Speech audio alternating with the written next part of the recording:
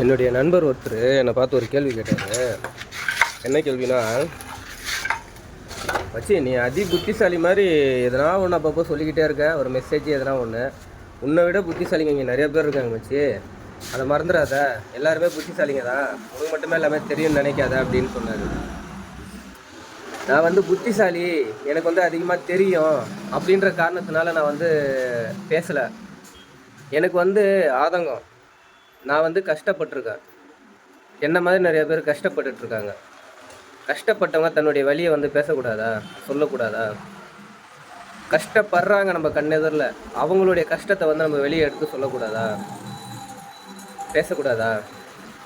நிறையா பேர் கஷ்டப்படக்கூடாது, சிக்கலில் போய் மாட்டிக்கக்கூடாதுன்னு சொல்லி நம்ம பேசக்கூடாதா, சொல்லக்கூடாதா ஒரு விஷயத்த? இதுதான். ஓகே, சிம்பிளாக எல்லாருக்கும் புரிஞ்சிருக்கும்னு நினைக்கிறேன். இனிமேல் கேட்குறவங்களுக்கும் புரியும்னு நினைக்கிறேன். ஓகே, கஷ்டத்தையும் நம்ம சொல்கிறோம், அடுத்தவங்க போய் கஷ்டத்தில் மாட்டக்கூடாதுன்னு சொல்கிறோம். விழுந்தவனுக்கு தானே அந்த வழி தெரியும், அடுத்தவன் விழக்கூடாதுன்னு விழுந்தவன் தானே நினைப்பான். அந்த மாதிரி தான் நானும். நான் கஷ்டப்படுறேன், நல்லா இருக்கிறவங்க கஷ்டத்தில் மாட்டிக்கவும் கூடாது, கஷ்டப்படுறவங்க கஷ்டத்துலேருந்து மீண்டும் வரணும். இதுதான் என்னுடைய மனசில் நினைக்கிறது. நான் அதோட வெளிப்பாடு தான் நான் பேசுகிறது. போக போக உங்களுக்கு எல்லாமே புரியும். உங்களுக்கும் சேர்த்து தான் நான் பேசிக்கிட்டு இருக்கேன், உங்களுக்கும் புரிய வைக்க தான் முயற்சி பண்ணுறேன் அப்படின்றது. ஓகே.